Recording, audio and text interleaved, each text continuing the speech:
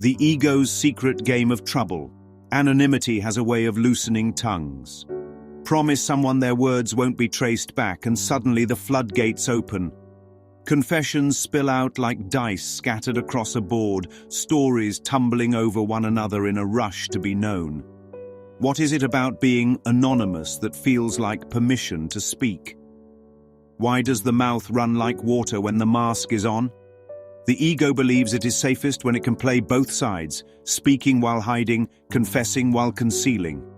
It tells itself, I won't get in trouble, I won't be punished, I'm innocent, as long as no one knows it's me. But beneath that game is something deeper. The ego is addicted to existence through exposure. It lives on the story of me, and if the story is not told, does the me even exist? An untold story is like an unplayed card, a move left off the board.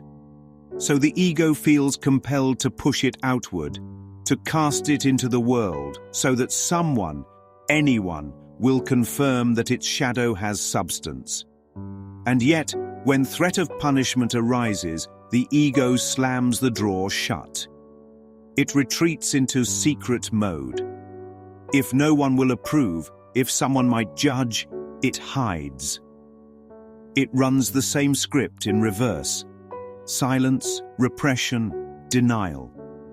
What spills freely under anonymity dries up under scrutiny. The same tongue that ran loose now locks tight. The real irony is this: both talking without a name and silencing under the threat of exposure are the same game. They are both about control of perception. The ego isn't afraid of truth. It's afraid of being caught. Because to be caught is to lose the mask.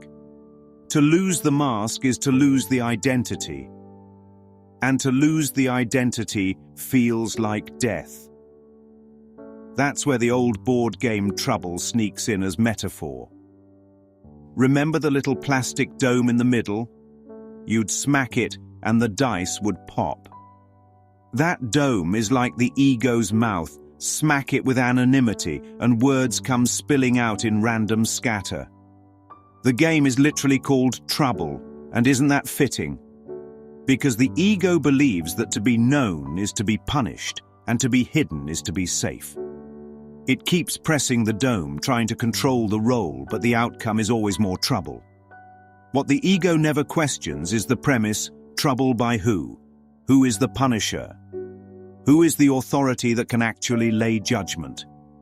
The ego projects an invisible warden in the sky, God, society, parents, community, and then reacts to its own projection.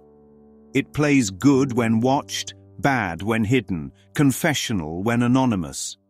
But it is always reacting to an authority it made up. It is playing against itself. This is the deeper trap.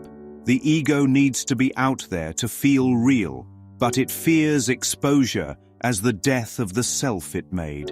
So it oscillates, oversharing when untraceable, hiding when tracked.